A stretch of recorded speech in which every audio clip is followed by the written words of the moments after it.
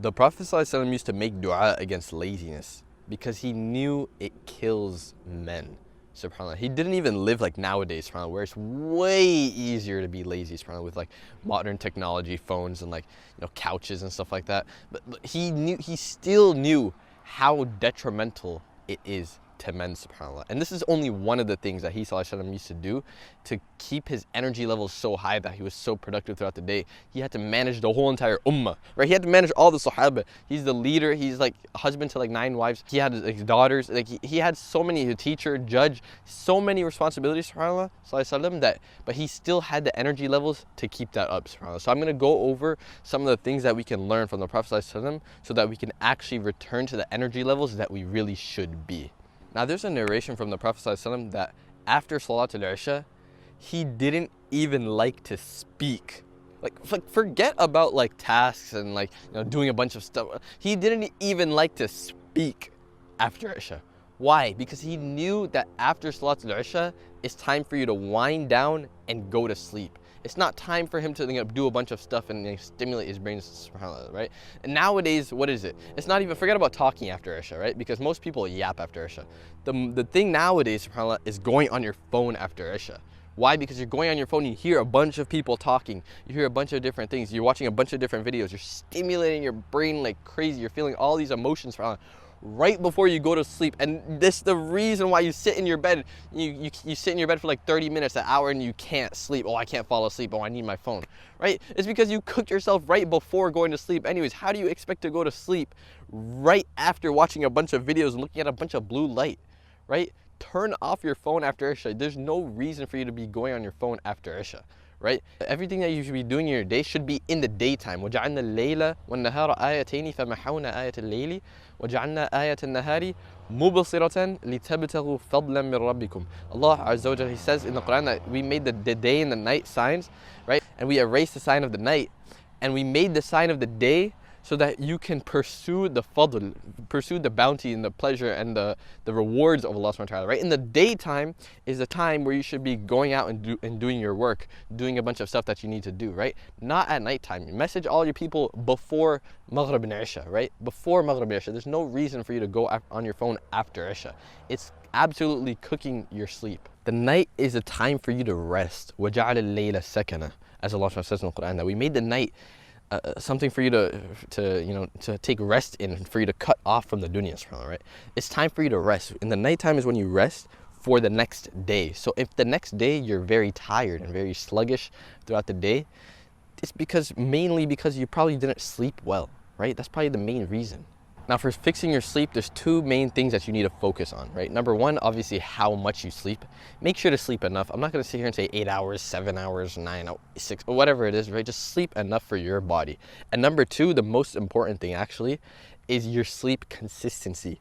Sleep at the same time every single day, right? It's very, very important, because when you're sleeping at like 12:30 one night, and then like 10 one night, and then like 11:30, like you're just jumping around. Your body doesn't know what to expect. That's why you wake up sluggish, so sluggish for Fajr all the time, right? And you barely pray like right before the time for Fajr even like is about to expire. Even if you do pray Fajr anyways, right? When you sleep consistently at the same time every night, you start to wake up consistently at the same time. And it's not easy. You know, in the beginning, you're going to wake up very, very sluggish, right? You're going to be sleeping early, right? But you're still going to wake up sluggish. You're like, yo, why am I still like sluggish and I'm sleeping on time? It's not a one-time fixed thing. Your sleep has been cooked for weeks, months, maybe even like years for most people actually, right? Your sleep has been cooked for so long, and yet you expect to fix it within like one night. Like, that's just not how it works, right? It's going to take a couple of days for you to, fix your sleep schedule, sleeping at the same time consistently for a couple of days on end. Your sleep should be something that you earn, right? I want you to think about this mindset throughout your day, right? You're doing stuff in your day to earn your sleep. Like when you hit your head on the pillow, when you go to sleep, you should feel like so relieved. You should feel like you're levitating because all the stuff that you did in the daytime, like what you did in the day, you earned that sleep, right? If you're not doing anything in your day and then you're just going to sleep, like you're not going to feel tired at night. And you might be thinking like, oh, I did a lot in my day. I had 8 hours of school. I had like an 8-hour work shift or something like that, right? And like, yeah, like fair enough, good for you, right? But you could do more than that, right? Instead of instinctively just jumping on the couch and jumping on your phone and like scrolling for another like 30 minutes, like hour even, right? do something else with your time, like spend time with like some of your family, bro. Read some Quran. You can even memorize some Quran. It's not really that mentally taxing, right? To be doing some stuff like this, reading a book, going on a walk, going looking at the nature of Allah subhanahu wa ta'ala, bro. Like, you don't even look at this. This is why I'm always out here, because this is like, subhanAllah, Allah subhanahu wa ta'ala talks about it so much in the Quran. Why don't I actually go experience it, right? There's a lot of stuff that you can be doing in your day that is considered rest, right? Rest from like the other stuff that you're doing, and that's not sleep. That is beneficial and productive. Now, after sleep, now you have to focus on your nutrition, right? Your fuel. Are you eating good stuff? And to be honest, like, let's just keep it honest between me and you, right? You know, like, there's stuff in your diet right now that is very questionable, right? Like, you'll go downstairs to your kitchen and you'll see some random, like, I don't know, like some random chips that you kind of want to eat, and like, you'll just eat it, right?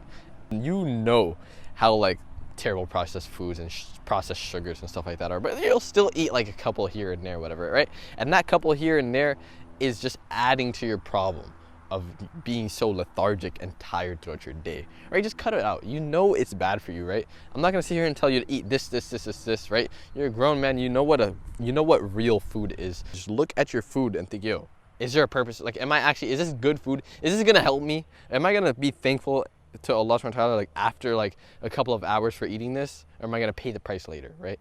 Please just look at your food and just eat it with a purpose, right? And also a quick bonus gem that we can take from the Prophet ﷺ is that he used to take what's known as the qaylula nap, like basically the midday almost power nap, almost around dhuhr time, either right before dhuhr or right after dhuhr, right? So it would be a short nap, maybe, I don't know, like 20 minutes, like 30 minutes, I don't know, something around like that time, right? And he would take this nap, right? As is the custom in Arabia, and even still nowadays is a custom in parts of the world still to this day. He would take this nap because a lot of us, we feel that like almost midday sluggishness a little bit, just like around dhuhr time. And just that quick little mini power nap like gives you that energy to go past, that little time of sluggishness. Even me, sometimes when I feel that sluggishness, I'll take that, qaylula nap around like dhuhr time, maybe around like, 30 minutes, like sometimes like 40 minutes, right? And also a bonus thing that I will do sometimes afterwards, this is kind of optional, which is I would take a cold rinse afterwards. Not like a whole shower, but just like a cold, like quick cold shower, right? That way, I wake up, from the nap, and I like wake up properly, like mentally, physically, and I'm like fully ready to like go on. If I'm gonna do a workout later, if I have some other stuff to do later, that qaylula plus cold shower combo, I'm not gonna lie, is like a bonus gem. And after that, now you have to like go out and like move, right? Your body doesn't want to move because you've never moved it, right? Your body has been lazy for so long that normal levels of human like physical activity, like you're gassed within like a couple of minutes, right? And you think like, okay, I do walk like a lot throughout my day. Actually, I have like a lot of I walk a lot in my day, but in comparison to the amount of time you're sitting, it's like what, 2 times, 3 times, 5 times, like it's way more. You're sitting way longer than the amount of time that you're moving. You need to be moving a lot more than you are right now, right? You should be going outside and touching grass for like 20 minutes a day at least, right? You should be not just like sitting in the gym, right? Not just doing like only calisthenics or whatever. It should be holistic, right? You should be training with, your body weight. You can be using weight. You should be sprinting. You should be learning how to fight. You should be doing training holistically. You should be training to be like the Prophet ﷺ, right? He had holistic, he didn't just have physique, he didn't just have strength. He had physique backed with strength. He had ability, right? He could fight. He ﷺ had a holistic build, the prophetic build. We should be training to be more like him ﷺ, right? And honestly, most likely there's a lot of gaps in your training, whether it's in your consistency, whether it's you neglecting certain aspects over others in your training, whether it's incorrect programming and plateaus. So if you click on the link in the description, I will personally give you, not just like most people, I will give you personalized action steps for you to take in your situation, your life, your training, for you to get to the next level. Click on the link in the description right now. Assalamu alaikum wa rahmatullahi wa barakatuh.